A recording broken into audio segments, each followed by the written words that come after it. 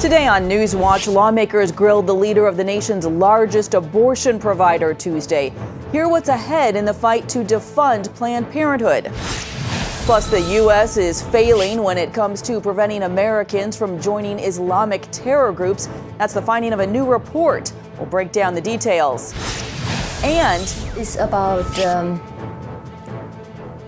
hating and killing. I mean, he killed everyone who didn't agree with him. this woman is on a mission to expose the truth about Islam. Coming up, she tells CBN News her story.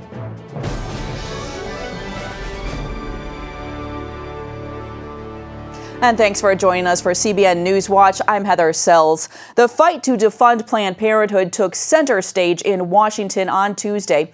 In a more than 5-hour hearing, GOP lawmakers demanded answers from Planned Parenthood's president, Cecile Richards. Our Paul Strand was there, and he brings us this story. If Planned Parenthood... This hearing wasn't just about those controversial tapes showing possible wrongdoing, but whether Planned Parenthood should keep getting more and more federal taxpayer dollars over the years. The Republican chair of the hearing said definitely not, especially with the cuts in care Planned Parenthood's made in the last decade. There's a 53% reduction in cancer screenings, 42% reduction in breast exams and breast care. Republicans suggested moving those federal dollars to more worthy recipients. We simply want to shift the money from an organization caught doing what they were caught doing and give it to the community health centers. Shift it from the 700 Planned Parenthood clinics, give it to the 13,000 federally approved community health centers. Take the money from the guys doing the bad things and give it to the ones who aren't. Republicans accomplished their goal of launching a multi-pronged attack on Planned Parenthood, but its leader fought back with a spirit of defense. The outrageous accusations leveled against Planned Parenthood based on heavily doctored videos are offensive and categorically untrue. Richards suggested Planned Parenthood well deserves the federal funds it gets because of the services it provides, more than 2 million visitors a year. Well, while Richards was arguing how valuable Planned Parenthood is, there was a news conference nearby completely contradicting that. A number of pro-life groups announced they're launching GetYourCare.org, a site showing Americans where they can easily find nearby low-cost health alternatives. And that's many more centers than Planned Parenthood offers. On the website, you'll see that for every one Planned Parenthood, there are 20 federally qualified healthcare centers. Defenders of Planned Parenthood in the scandal over those underground tapes shot by David Daleiden Center for Medical Progress have been attacking the videos themselves. This hearing today is promoted by a series of deceptively edited and purposefully misleading videos. But at this same news conference, the Alliance Defending Freedom announced a highly regarded forensics firm has studied Daleiden's videos in depth. The videos are not edited, they're not manipulated. The full version of these videos are posted online, and the only part that the world is being spared are moments in things like where David Daleiden goes to the bathroom. The committee holding this hearing is one of 4 congressional panels scrutinizing Planned Parenthood and the more than $500 million it gets every year from the federal government. Paul Strand, CBN News, Capitol Hill. The Senate and House are set to vote today on a stopgap spending measure that would prevent a government shutdown. It allows 10 more weeks to negotiate a budget for 2016. At issue are automatic spending curbs that freeze current budgets. Republicans want to boost defense spending, while the president wants equal relief for domestic programs. Well, Russia is telling the U.S. to get its warplanes out of Syria immediately. That report from Fox News comes as Russian lawmakers voted unanimously to give President Vladimir Putin a green light to send troops into Syria. Putin discussed his plan to fight ISIS with President Obama at the UN General Assembly in New York this week. Russia has been building up its military presence in Syria to help Syria's dictator hold on to power. The U.S. and Russia have competing visions for the Middle East, and Russia's latest military moves are seen as a sign that America is losing influence in the region. The last time Putin sought approval for troops overseas was when he took the Crimean Peninsula from Ukraine in March 2014. A new report says the U.S. has failed to stop more than 250 American Muslims from joining terrorist groups. Since 2011, those US jihadis have been traveling overseas to fight with terrorists like ISIS. Dale Hurd has the story. The 65-page congressional report says the White House lacks a strategy to prevent Americans from traveling abroad to join terrorist groups like ISIS, or to catch those who return to the U.S. with a plan to commit terror attacks, or to stop their recruitment in the first place. The study says of the hundreds of Americans who have sought to travel to the conflict zone in Syria and Iraq, authorities have only blocked a fraction. To make matters worse, several dozen potential terrorists have managed to make it back into the U.S. The report said of special concern are Western European Muslims who travel to Iraq or Syria and can then fly to the U.S. without applying for a visa. At a UN terrorism summit Tuesday, world leaders discussed the ongoing problem of Muslims who travel to the Middle East to fight with the Islamic State. Our most recent data shows a 70% of increase in foreign terrorist fighters from over 100 countries to regions in conflict. The report's damning conclusion is that the U.S. lacks a national strategy for combating terrorist travel and has not produced one in nearly a decade. Dale Hurd, CBN News. Kentucky County Clerk Kim Davis says she and her husband met briefly with the Pope during his visit to Washington last week. Davis reports that the Pope spoke to her in English and said, "Thank you for your courage and stay strong." The Associated Press has asked the Vatican for comment on the meeting, but has not heard back. Davis recently spent 5 days in jail for refusing to obey a court order to issue marriage licenses to same-sex couples. She and her husband met with the Pope at the Vatican Embassy in Washington. Pastor Saeed Abedini's children have possibly had the most difficult time coping with the years he has been spent locked up in an Iranian jail for his Christian faith. And their pain is part of what fuels their mom's fight for his release. Ephraim Graham caught up with Naghmeh Abedini in New York City, where she is still reaching out to Iranian leaders in town for meetings at the UN. Naghmeh Abedini continues her fight to secure her husband, Pastor Saeed Abedini's release from an Iranian prison. The latest stop on that fight is here in New York City at the United Nations. She was hoping to meet with Iran's president during his 7-hour visit to the country to address the General Assembly. She was not successful there, but she was able to get some messages to the Iranian delegation. We had the chance to speak with her.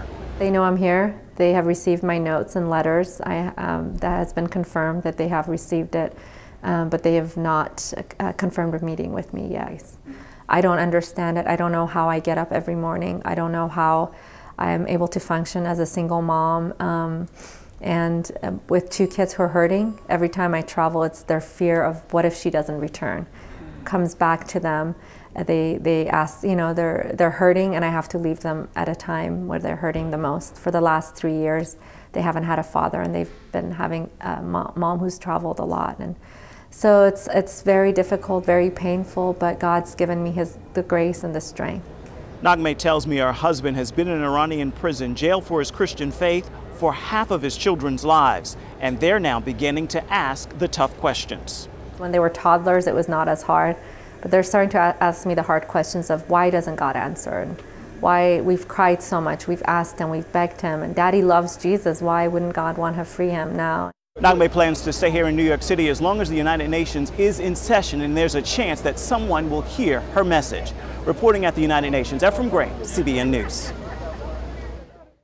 Iran's President Hassan Rouhani has recently said that he would work to secure the release of Abedini and other jailed Americans if America would release 19 Iranians jailed for violating sanctions against Iran. Naghmeh responded to that offer, saying her husband is not collateral and that he has done nothing wrong. Well, Billy Graham has released what is expected to be his last book. The 96-year-old evangelist's latest work is called Where I Am, Heaven, Eternity, and Our Life Beyond. The book shows how each book of the Bible presents people with choices that will ultimately lead them to heaven or hell. Franklin Graham says the book took about 2 years to complete and that due to some health issues, this will most likely be his father's last project. Well, coming up, a former Muslim recalls her shocking discoveries about Islam, and we'll follow this brave woman on her undercover mission to expose her former faith after this. Gaza terrorists fired a rocket at the Israeli city of Ashdod Tuesday. Israel's Iron Dome shot down the rocket, but it added to a violent atmosphere for the Jewish holidays. Riot police clashed with stone throwers in several West Bank cities, and unrest continues on the Temple Mount. Palestinian Chairman Mahmoud Abbas is addressing the UN today and Israeli Prime Minister Benjamin Netanyahu on Thursday. Well, Republican presidential candidate Ben Carson came under fire after stating that he would not support a Muslim for president. Now a poll from Rasmussen shows that many Americans agree with him. 51% of likely voters say they would not be willing to vote for a Muslim president. Only 28% would support a Muslim in the White House, and 20% say they are undecided. Carson later said he could support a Muslim who rejected certain parts of Islam. Carson's fundraising spiked after his original comments. Listen to this quote: "Muslims are normally good people like everyone else, but then when they read the Quran, then they become a killing machine." The woman who said that knows what she is talking about. She is a former Muslim who's now facing death threats for spreading the truth about Islam. Dale Hurd brings us her powerful story from Sweden. This woman is on a mission. She's not a Muslim, and her Muslim dress is a disguise. Her mission is for Muslims to know what is in the Quran, because she says if more Muslims knew what was in the Quran, more would leave Islam. Mona Walter came to Sweden from Somalia as a war refugee when she was 19. She says she was excited about joining a modern European nation with equal rights for women. But as a young Muslim woman, that was not the Sweden she encountered. In fact, she says it was in Sweden where she first experienced radical Islam on a daily basis. I discovered Islam here in Sweden. In Somalia, you're just a Muslim. You're just born into Muslim country without knowing the Quran. But when you come to Sweden, then you go to mosque. And there's a Quran, so you have to cover yourself, you have to be a good Muslim. Walter says she grew up in Somalia never having read the Quran. So I didn't understand what I was part of. I didn't know who Muhammad was. I didn't know who Allah was. So when I found out, I was upset, I was sad, and I was disappointed. She says she discovered that Allah is a God who hates, and that Islam is not a religion of peace. It's about hating and killing those who disagree with Islam. It's about conquering. Muhammad, he was immoral. He was a bloodthirsty man. He was a terrible man. And they can read that in his biography, what he did to Jews, how he raped women, how he killed people. I mean, he killed everyone who didn't agree with him. Discouraged, she left Islam and became an atheist, until one day a family relative encouraged her to read the Bible. She still remembers the first time she read Matthew chapter 5, verse 44, where Jesus said to love your enemies and pray for those who persecute you. It was very strange for me, love your enemy, because in Islam you have to kill your enemy. Kill your enemy and kill everyone who refuses Islam. But Jesus Christ, it was all about love and peace and forgiveness and tolerance. And for some reason, I needed that. She went to see Pastor Faoud Rasho, a Syrian immigrant who ministers to former Muslims in Sweden. She started to believe, and she came to me. That was the beginning of her trusting. I was so happy. I was filled with joy. Then I accepted Jesus Christ. Mona says the Lord gave her a burden for Muslims who still do not know the truth about Islam, and she began to copy verses from the Quran and hand them out on the street to Muslim women. Sometimes they listen, sometimes they become very upset, and I just told that, you know, that your husband, he have a right to beat you if you don't obey him. And say, no, it does not say that. Yes, it says that. I thought that if I tell them about Muhammad and about the Quran and this God of Islam who hates, who kills, who discriminates women, maybe they will have a choice and leave. But in politically correct Sweden, Mona Walter has come under attack for simply telling Muslims what is in the Quran. And I've been called Islamophobe, and yeah, you've been bought, you're a house nigger, and stuff like that, terrible things. She has also been called a racist. Walter warns that Islamic radicalism is a serious threat in Sweden and says Swedish society should care more about women trapped in Islam. They will think like, oh, we're in Sweden, we have a freedom of religion. But Muslim women don't have a freedom of religion. They live under the law of Allah, not under the Swedish law. So they will suppose everyone have a freedom of religion. We don't have freedom of religion. It's not for Muslim women, it's for everyone else. She lives under death threats and sometimes travels with police protection.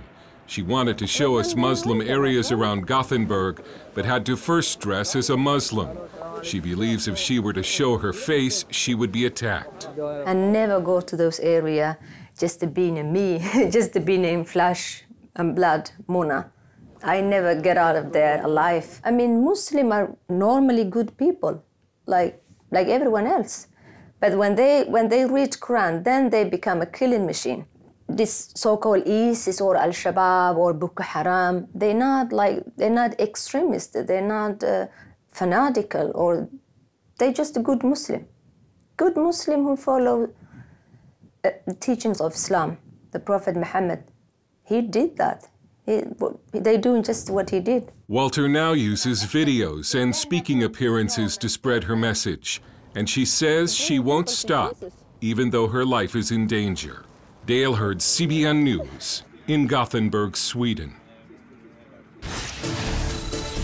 Up next, millions living on the edge, how CBN is reaching into the refugee camps to meet the needs of the victims of ISIS. The Syrian civil war has displaced millions of people, and many of them have found safety in countries like Turkey. But now they are trapped in refugee camps and struggling for basic necessities. That is why CBN Disaster Relief is stepping in where it can to bring urgently needed aid. Before leaving Syria, Hassan and his family lived a comfortable life in a big house on their own farm. Now the whole family lives in one small tent in rural Turkey, and they're struggling to make it. Our home was destroyed in the war, and we had to run for our lives. We came here to escape the fighting and look for work. Finding everyday necessities like water is hard enough. But while we delivered food to the camp, Hassan told us the kids and all the families were terrified of snakes crawling into their tents after dark. We also found out he's severely diabetic and was running low on insulin. I am very sick, but I have to work to feed my family. I work in the fields until I'm about to pass out, then eat a sugar cube. Hassan showed us his family's tent and his dwindling supply of insulin. I'm so worried about what my family would do without me that I can't sleep at night. Sometimes I have panic attacks and can't control my breathing. 2 days later, we went back to the camp with a fresh supply of insulin for Hassan and a few surprises for all the families. We got a water tank and hooked up a hose for the camp. We also ran electricity to every tent and set up lights. Now that we have lights, we won't have to be afraid of snakes anymore. So we've brought food, water, electricity, and medicine to this little refugee camp. And now, Rahman, our local missionary, is talking to everybody about Jesus Christ. Here in Turkey, CBN is reaching out to those most in need, sharing the love of Christ and bringing hope for a better future. Thank you so much for the insulin. And with the help you brought to us, we can rest at ease for a while. We've been running from the war for a long time. You're the first people who have helped us. And you can find out more about what CBN is doing. Just go to our webpage, cbn.com, and we'll be right back. Justin Bieber says he wants to live like Jesus. That is what the young pop star told Complex magazine during a recent interview. Bieber, who has had his share of scandals in recent years, says he is making changes in his life and wants to use his voice for a higher purpose. In the tell-all interview, Bieber shared that Jesus was his salvation in the midst of trouble and that he wants to live like Jesus, adding he created a pretty awesome template of how to love people and how to be gracious and kind. If you believe it, he died for our sins. We could take out all of our insecurities. We could take away all of the hurt, all of the pain, all of the fear, all the trauma. We have the greatest healer of all, and his name is Jesus Christ, and he really heals. And finally, we end today's newscast with a message from Ephraim Graham that we hope will encourage you. Check it out. It is time now for your Wednesday word, and I'm bringing it to you from the New York, New Jersey area. The word I want you to consider today is change. It was actually inspired in my conversation with the producing team on the way here. God is the same yesterday, today, and forever, but he isn't necessarily doing things the very same way. Are you missing it as you look? Think on that and make this a wonderful Wednesday. And that's it for now on CBN NewsWatch. You can find more of our exclusive coverage of the issues that you care most about at cbnnews.com. And tell us what you think about the stories that you've seen here. You can do that on Facebook or at CBN News on Twitter. We hope that you'll join us next time. Have a great day.